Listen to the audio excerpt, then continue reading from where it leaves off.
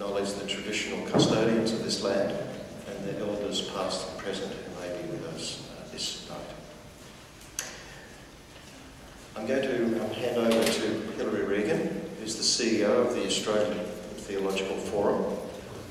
It doesn't exist anymore. The ATF Press. I was there at the beginning, so Hilary is... can we turn that down a little bit? It's just a bit of an echo. Bit better? That's better. Hilary moves... is there any part of Australia you haven't been on book launches and other things, Hilary? No. But you have been here a number of times, and we're delighted to be able to welcome Hilary to give carriage to this book launch tonight and to speak to us for a little while. So Hilary, over to you. Thank you.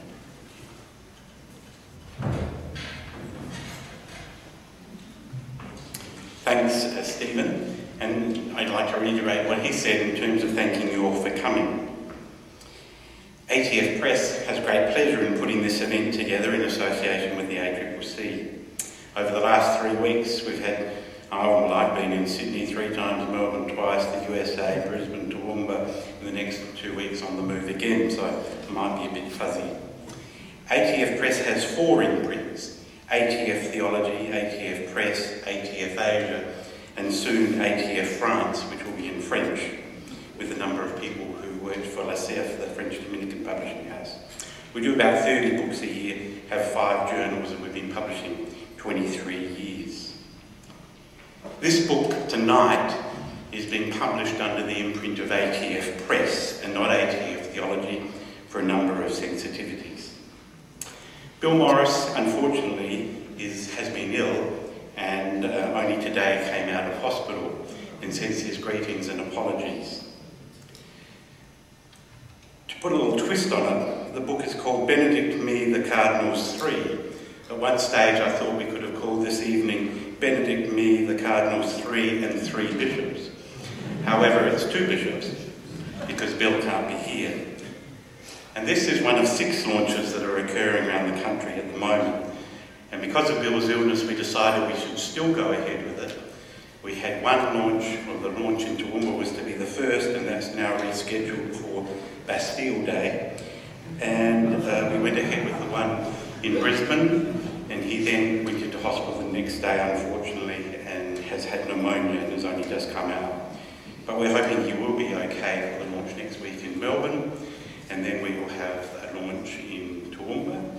And then the places where he hadn't been able to be for the launches in both Sydney and Adelaide and here, we would hope to have a speaking tour probably in August or September.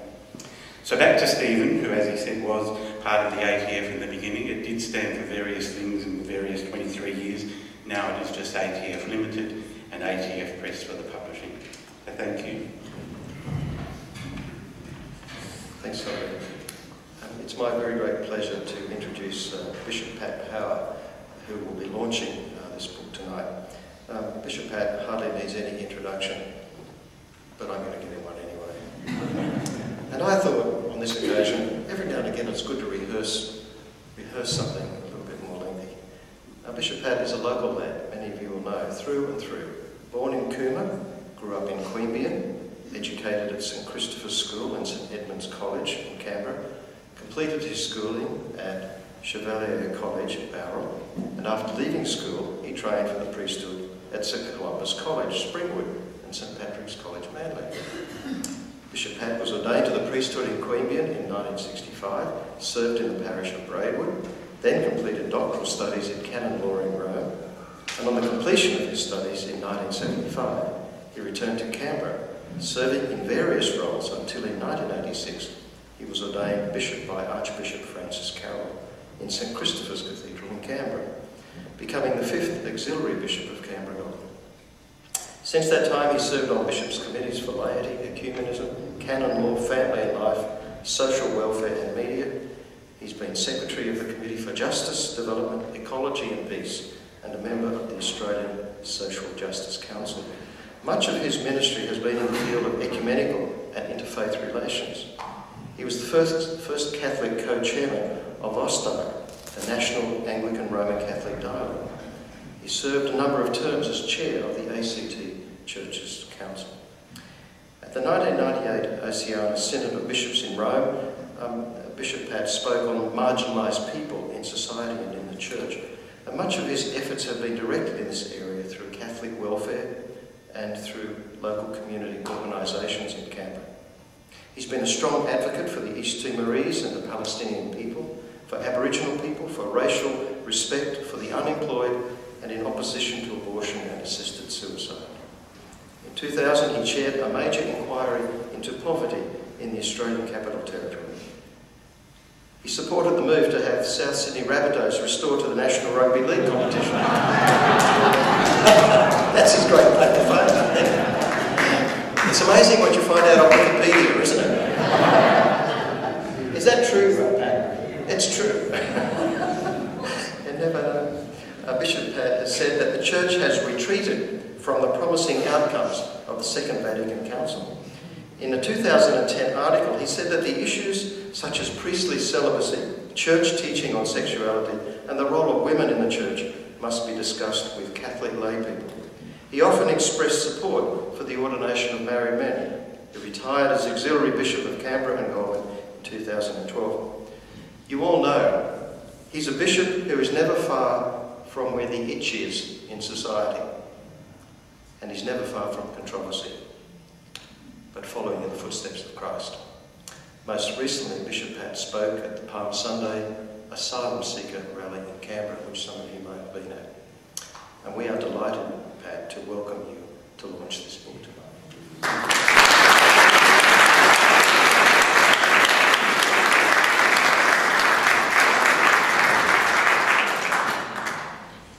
Thank you, Stephen, and like all of you, I feel that the occasion's quite diminished by not having Bishop Bill with us tonight, but I know that all of us are very much united with him in spirit.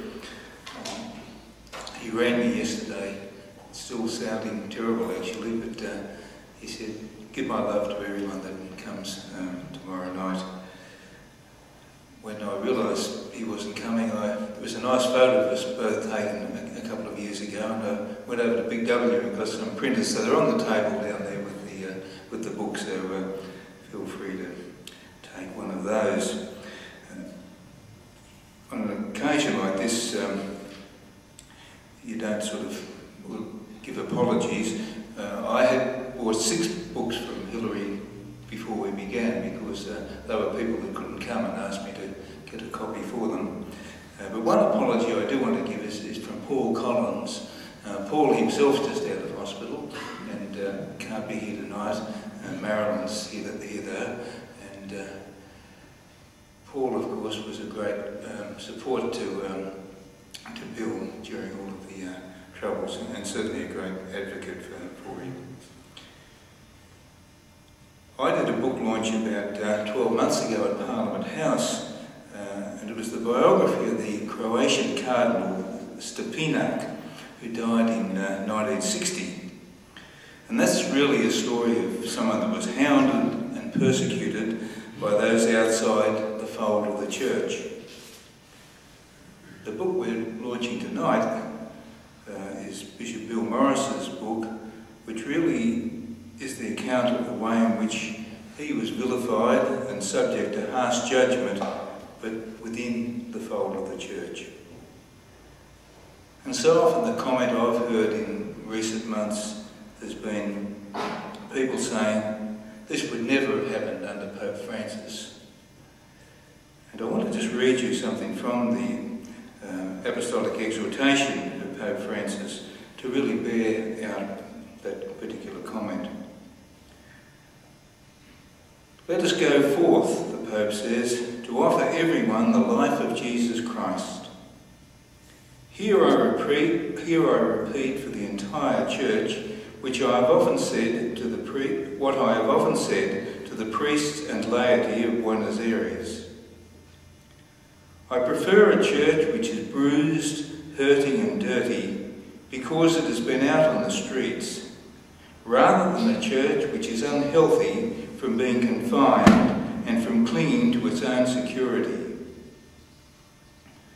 I do not want a church concerned with being at the centre and then ends up by being caught up in a web of obsessions and procedures. If something should rightly disturb us and trouble our consciences, it is the fact that so many of our brothers and sisters are living without the strength, light and consolation born of friendship with Jesus Christ, without a community of faith to support them, without meaning and a goal in life. More than by fear of going astray, my hope is that we will be moved by the fear of remaining shut up within structures which give us a false sense of security, within rules which make us harsh judges, within habits which make us feel safe, while at the door people are starving and Jesus does not tire of saying to us, "Give us something to eat." And isn't that precisely the type of leadership that Bishop Bill Morris was providing for the Diocese of Toowoomba? I'd recommend that, if you haven't, to read that apostolic exhortation and to read it all, because what the Pope is doing there is really reclaiming the teaching and the spirit of the Second Vatican Council. Because sadly, in the time leading up to his election and decades leading up to his election, we saw during the pontificates of Pope John Paul II and Pope Benedict an increasing eroding of what Vatican II was all about. And I'm not just blaming the popes for that.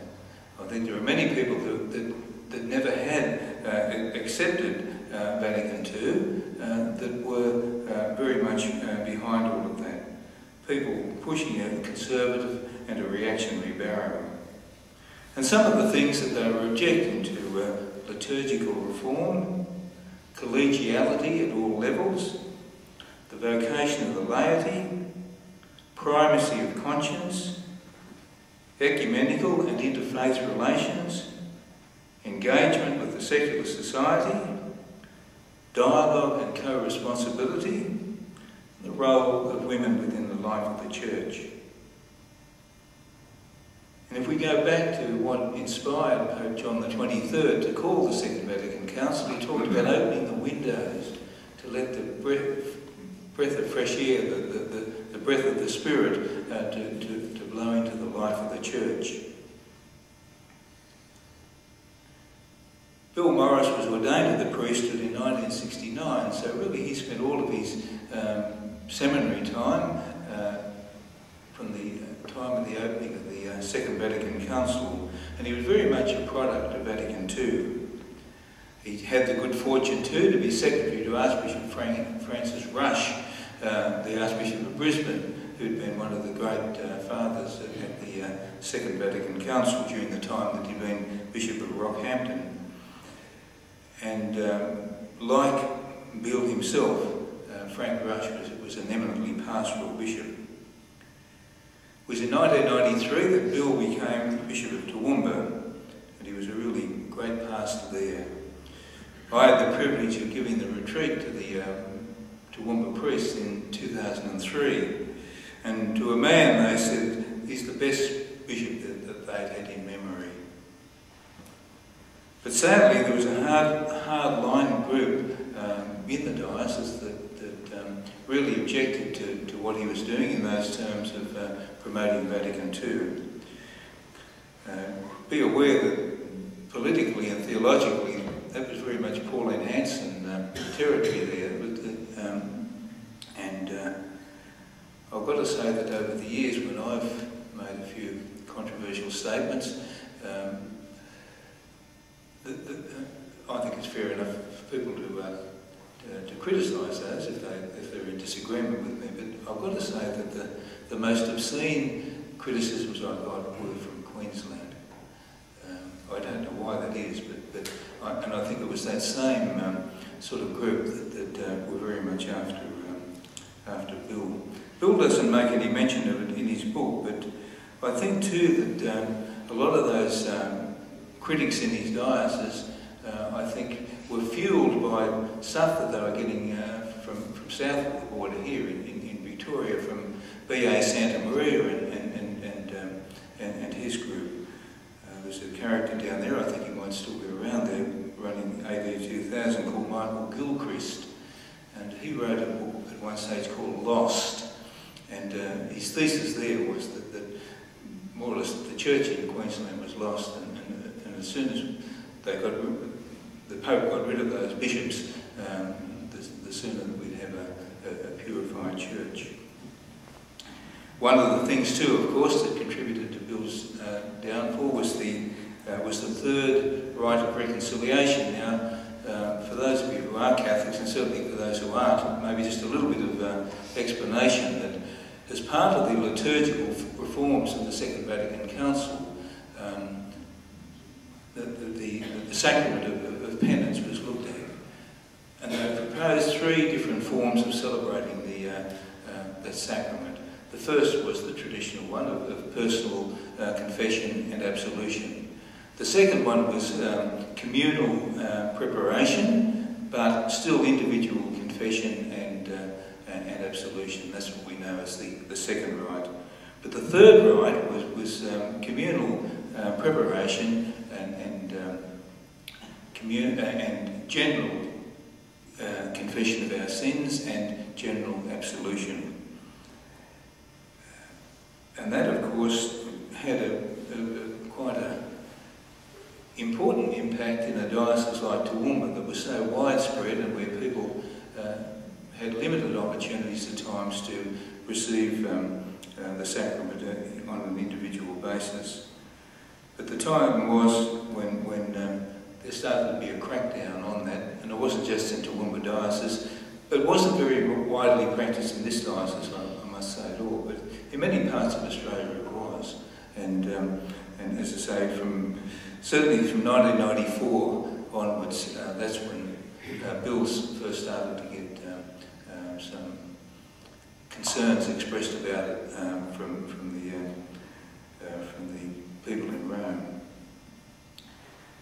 In 1996, the nuncio Franco Brambilla took him to task and again he was, I think, largely fueled by a lot of the people who were making complaints that really should not have been listened to seriously, but were.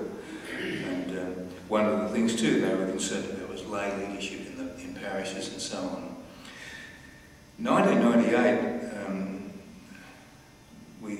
was the Oceania Synod of Bishops in Rome, but prior to that there was a so-called dialogue between some of the Australian church leaders and also their equivalents in the Vatican congregations. And that largely came about from a document that was put out towards the end of 1997, which talked about the collaboration between laity and clergy in the life of the church. And I must say that it was an abysmal document, really. It was really saying to lay people, just keep your grubby hands off the life of the church. And I know I spoke and wrote very strongly about it at the time. And I know when Cardinal Clancy came back from Rome, he was the president of the conference at the time, he assured us that that document really didn't have any relevance in Australia. There was all sorts of awful stories about what was happening in places like Holland, where priests were being locked out of the sacristy and all of that sort of thing. But the Cardinal was able to assure us that it didn't apply to Australia. However, early the next year, in a fairly secretive way that I was certainly excluded from, a number of the key Australian bishops were told about this meeting that was to take place in Rome at the end of 1998. And so secret it was that Archbishop Carroll, who really shared everything with me, didn't feel free to share with me that he'd been asked to talk at it and to give a presentation at that particular dialogue. And by and large, the Australian bishops were rolled at that. Most of them said that they found that the dialogue by and large rather positive. But of course it's all in the way it's implemented and who writes the minutes. And that's of course what led to this famous decided that Australia was the Australian Church was too egalitarian, the lay people were too involved, and there wasn't enough clerical input. So that was part of all the context in which the axe was starting to fall on Bill. The third right continued to be part of what he was being questioned over. But then, of course, there was the famous Advent Pastoral that he put out in 2006. And really, he was trying to address what were the challenges that the diocese was facing during that time. A far-flung diocese, and some of the things that he talked about that were necessary, he felt, to address the issue, was the ordination of married men, to look more closely at the ordination of women, and to look more closely at the recognition of the orders of other churches, and the whole question of collaboration and lay leadership. He got a fax, of all things, from Cardinal Arinze, who was the Nigerian cardinal, who was touted a little bit as a possible pope at both the last two conclaves.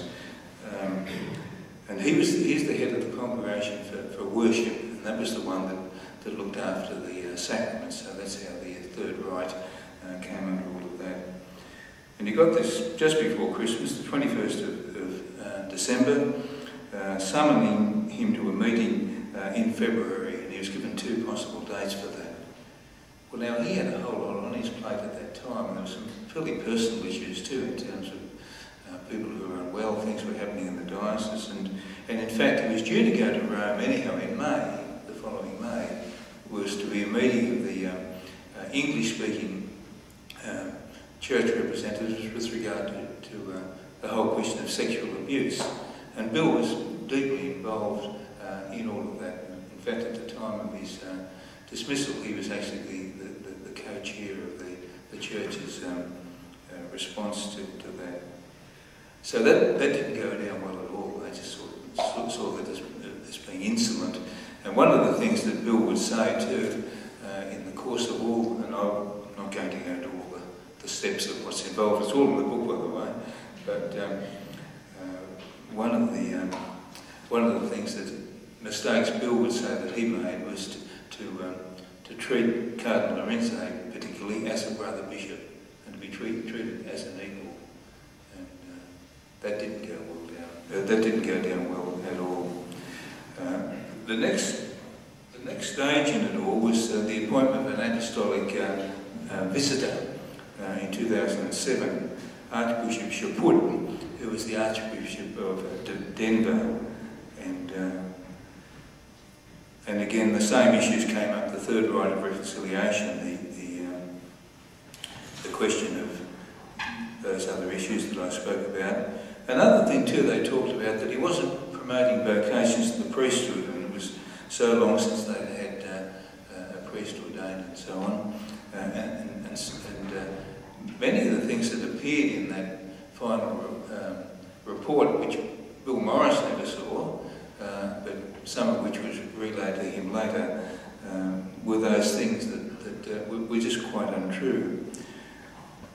He was accused too of not promoting the catechism of the Catholic Church sufficiently. The whole question of his orthodoxy was brought into question.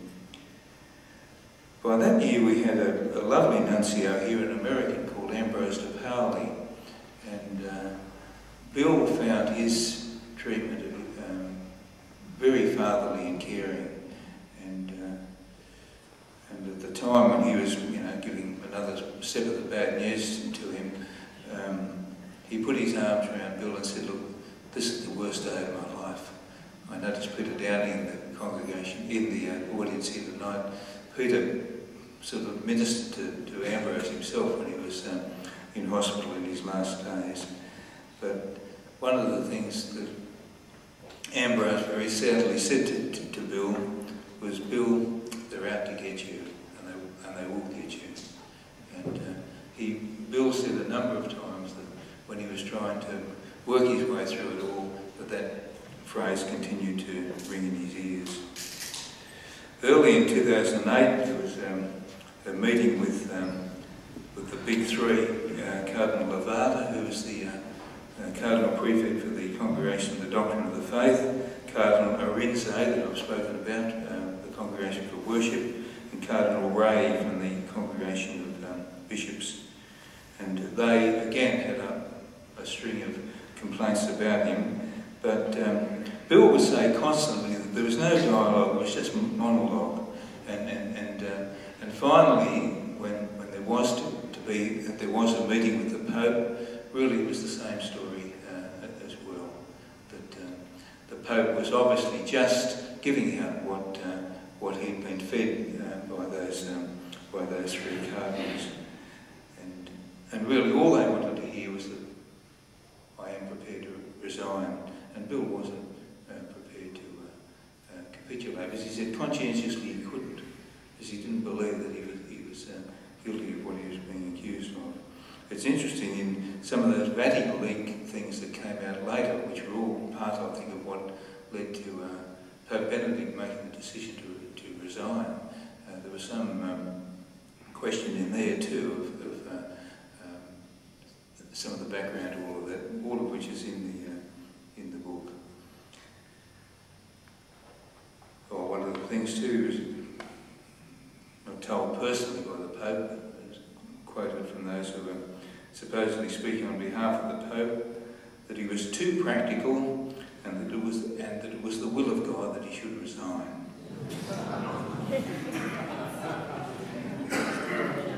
Finally, there was a whole series of steps leading up to it. That photo that I've left down there on the table, you're welcome to take one of those. I think that was in January or February of 2011, just a few months before the axe finally fell. There were the sesquicentenary celebrations in Brisbane at the time, and Bill and I had a photo together. He and I were good friends, of course, all the way through it all. There was to be, so finally it was to be announced on the 2nd of May 2011 that his time as Bishop of Toowoomba would finish. I must say that in some ways Bill trumped them right at the end, at least in the timing of it all, because it was timed to be the 2nd of May 2011, 2nd of May being a Monday. But what Bill did was towards the end of the week before that, wrote to all the parishes in the diocese to tell them what was going to happen, so that they'd hear it from him rather than be, getting bits of it in the media. And again, a lot of umbrage was taken at that too by the authorities in Rome. Of course, you'll imagine that that next bishops' meeting, which we began to meet just a couple of days after that, that was really the hot topic of discussion throughout, with the promise to take it up with the authorities in Rome at the ad limina meeting of bishops the following October. But I've got to say that I wasn't at that particular gathering, but I think that all the movement was in one way again, just in terms of what was said. I don't think the Vatican in any way was challenged about what had happened. But with all of that, Bill's been tremendously positive in his reaction to it all. There's no trace of bitterness. He's continued to do a lot of good pastoral work within his old diocese too, by the way. He's called upon to do quite a bit there. He's given talks around the country. I don't know if many of you saw that Compass program that Geraldine did with him after his dismissal, and complete absence of bitterness there. He just very, he didn't in any way resign from anything he'd said, and he said, and that's what the book has been all about too. Well, I've got a copy here. Launch. I'm just getting to this.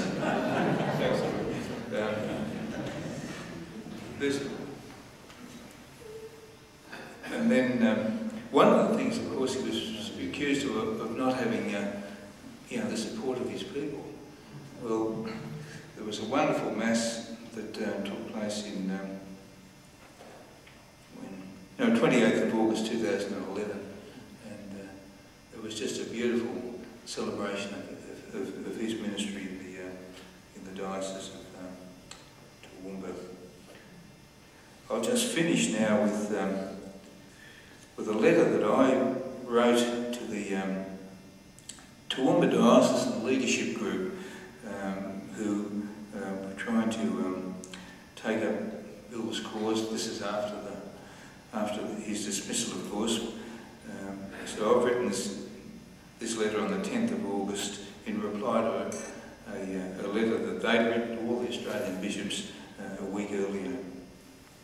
At the outset, I wish to express my deep disappointment at the treatment Bishop Morris has received.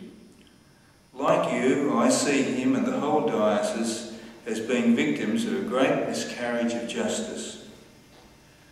When I gave the priest retreat in Toowoomba in 2003, when I spent time in the diocese during the National Council of Priests Convention in 2006, and in many other instances when I have observed with admiration so many positive features of the diocese, I have consistently been given the impression not only that the Diocese of Toowoomba was in good shape, but that it was responding positively to the Second Vatican Council's vision for the Church today.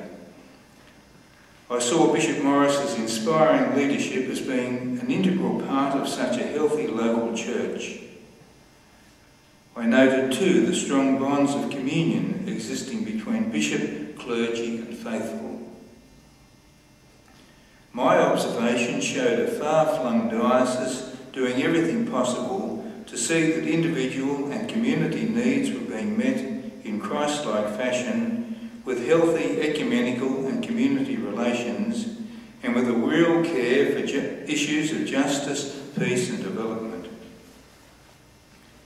In an age when so many people, both within and outside the Catholic fold, are asking legitimate questions about the life of the Church today, Bishop Morris courageously gave voice to such issues.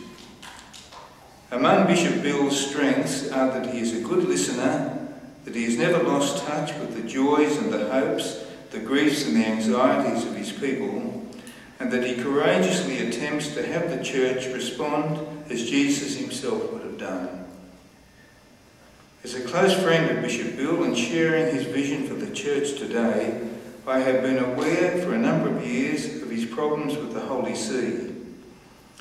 I have admired the way in which he has loyally done everything possible to remain in communion with the Pope as the successor of Peter. I admired how step by step he tried to have an honest conversation with Vatican officials and finally with the Pope himself. I do not believe that he always felt that there was a genuine reciprocity in the dialogue. Surely in a healthy church we should be able to speak the truth in love. I do not believe that any of us are doing justice to the mission of the Church when we neglect to name the issues which are hemorrhaging the Church at the moment. Our current woes around sexual abuse should provide important lessons here. It is not insignificant that Bishop Morris provided excellent leadership in this domain, locally, nationally and internationally. For my part, I wish to express my solidarity with all the people of Toowoomba Diocese in these difficult times. I add my voice to Bishop Morris's plea for you not to walk away from the Church as you might be tempted to do. It is your spiritual home as much as it is Pope Benedict's. Like Bishop Bill, we all need to act with faith, hope and love, and with his passion for justice and truth. More than ever, our world today needs the message of Jesus. You people of Toowoomba are in a unique position to witness to that in the best of the Catholic tradition.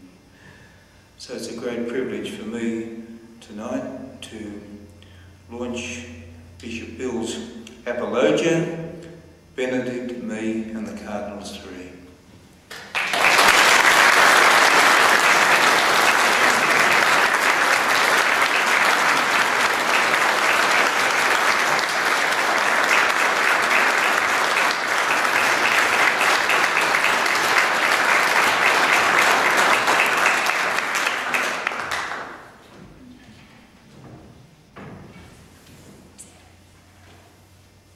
Thanks, Bishop Pat, for that very moving launch.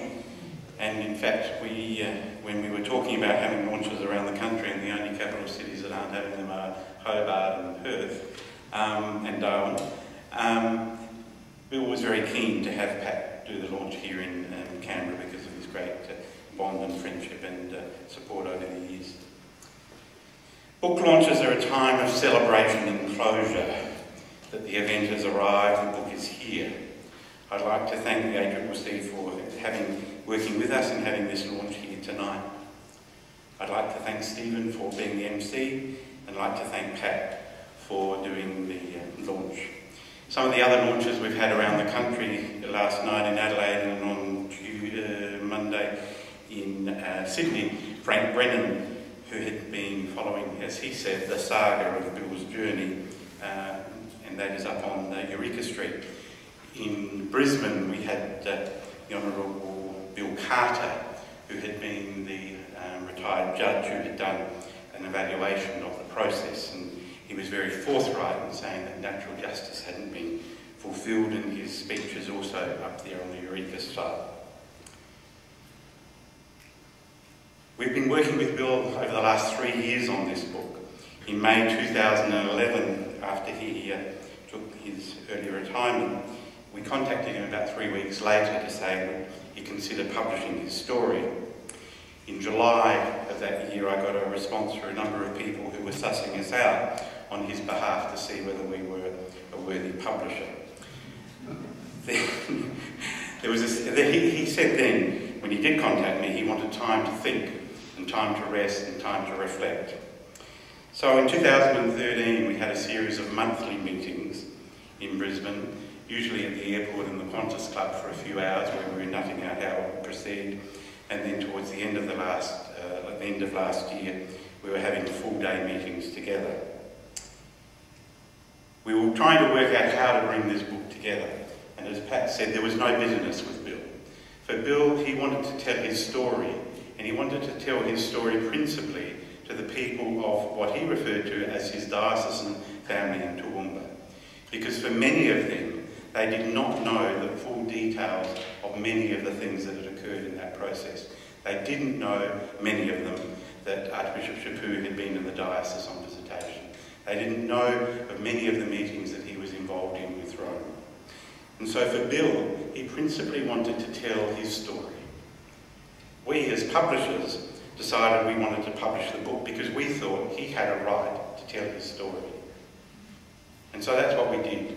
And so it was a fairly lengthy process. Bill hasn't been a writer, he's been a bishop, but he hasn't been a writer. And so it was a fairly lengthy process in terms of working with him to get something to the stage where we could publish. We got the first draft on Christmas Eve last year. The first draft. And we've been working on it solidly since then. The night before we went to the printer, the Friday before we went to the printer, I was in Brisbane all day with him. Sunday night before we went to the printer, I was on the phone with him clarifying this, clarifying that, blah, blah, blah. So I had to take ultimate responsibility for some of the glitches that have occurred in the first print run, but we're fixing it. That's the great beauty of printing on demand. So how do we bring it together? I'll just tell you quickly. The first part of the book is the story which Pat has outlined in terms of the early period of what went on with the Third Rite of Reconciliation, and then the visitation, and then the various meetings over the other issues, principally the 2006 pastoral letter. And as Frank Brennan said in his launches, he says it was a bit like a moving target. It was pretty hard to know what the key issue was because it changed over time. So the second part of the book is a fairly extensive list of appendices dealing with all of the correspondence, the Extraordinary Synod, the various other bits and pieces. And so it details all of that correspondence. So the book is a very big book, and that is why we thought it was important that all of those documents should be there. At first, Bill wanted to quote from the documents from Rome, and we said, no, Bill, those documents need to be in the book with the signatures of the various people who wrote to you and the various people you wrote to. So, finally, I'd just like to thank a few people. The title was the fourth title we had. I'll tell you one of the other ones, which I'm very glad we didn't use, which was I Didn't Drink the Water. No subtitle could have made that any clearer, I thought. So I said to Bill, I think, we should ponder on this for a little while. Then he came up with this one and he really liked it, and so I said, okay. It's rhyming, it's very catchy. The cover, some people don't like the cover. The cover was done by an artist in New Zealand, in Auckland, and she offered it to us because she was quite upset about the way Bill had been treated. Bill was very taken by the cover, by the artist's work, and she has donated, or given him a copy of that, the original. And so that was the one that we chose in the end for Bill. So I'd like to thank the various people who've assisted along the way in getting this book together. Bill's secretary, former secretary in Canberra, various people in my office, the various others who have helped with proofreading. And as I say, I take ultimate responsibility for the fact that the night before we went to print, we were still making corrections, so there's a few little glitches there. This book is in distribution here in Australia and is doing very well. Doing very well in Toowoomba because of the cancellation of the launch. I think nearly 400 copies have been sold through various means. It's also in distribution internationally. It's going to be very soon in EPUB. So a big thank you to all of those people who've been involved. There's a symbiotic relationship between an author or an editor and a publisher. A publisher can't have a book without an author or an editor, and an author can't have a book unless it's vanity press without working with the publisher who tries to put it together in a reasonable fashion. So we have a little gesture, it's ATF Press, to those who've been involved in a function. So I'd like to give a couple of our books. We did a very big translation of Yves Congar's Diary of the Second Vatican Council a few years ago. Congar, French Dominican, embargoed it until the year 2000 because too many people had to die, including himself, before it was published. So we translated that a few years ago. I don't know. We haven't got.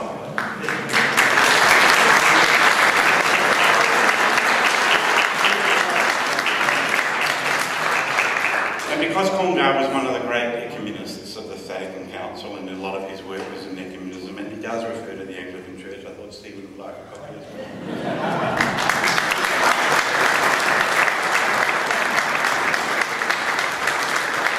And finally, I'd just like to thank Lyndon and Margaret for the work that they've done in putting this together. Please have more drinks and something to eat before you go buy books, and Stephen would like to wrap up. Friends, thank you for coming tonight. I hope you've enjoyed it. It was wonderful to have Pat launch that book and hear the story.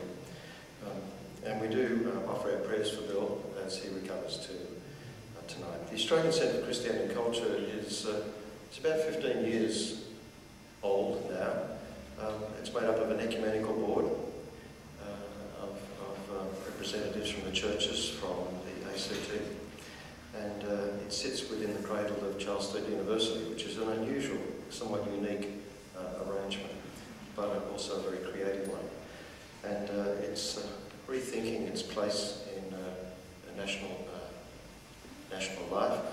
And more recently, and it kind of echoes some of the things we've heard tonight, the key thing has become for us building wisdom for a better civil society. And these kind of things that we've been hearing tonight have to do with the way in which the polity of our society and our churches either find wisdom or they lose it. And we thank God for Bill's steadfast vision for the wisdom of God in the place that he's ministered.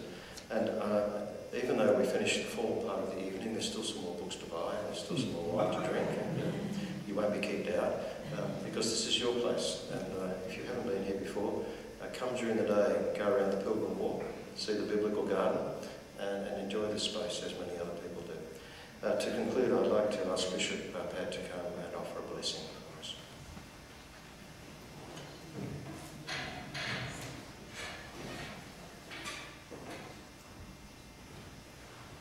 loving God, I thank you for all of the blessings of our membership in God's family, at widest ecumenical sense. I thank you for Bill Morris, who's been such a wonderful example to us all of true Christian discipleship. And I thank God for Pope Francis, who's brought us back to the person of Jesus. And may Almighty God bless us all, the Father, the Son, and the Holy Spirit. Amen. I just wanted to address everybody. I just wanted to say something. Bishop Bill, those of you that don't know me, my name's Simon Southwell, and I'm sure Pat won't mind me saying a couple of words. Bishop and my lovely wife Janie from Toowoomba. How many people know Bishop Bill? Can I just ask that? Well, I'll tell you what, if you haven't met him personally, you've missed a great deal. Bishop Bill was our bishop. We're in Bush Parish, west of Toowoomba and St George, 387 kilometres west of Toowoomba. And we were there for 23 years, and we had 4 beautiful children there. They were all born in Toowoomba. But I just wanted to share something with you. We've all seen that picture or painting occasionally of Mary McKillop with all the kids gathered around Mary McKillop. When Bishop Bill used to come out and visit us out there in St George, he'd pull up in his car, and we'd know he was coming to visit. He might get out there once or twice a year. And when he'd pull up in the car, one of the kids at the school would yell out and say, "Bishop Bill's here." And they'd run out, they'd be uncontrolled from the teachers, and all those kids would run out. And there was only 160 bush kids there, but Bishop Bill would get out of the car and walk into the grounds of that school, and those kids would be just gathered around him like there was no tomorrow. So I just wanted to say, I wasn't asked to say anything, I'm sorry to interrupt, but Bishop Bill was our bishop, and I'll tell you what, he's probably the most humble man I've ever met.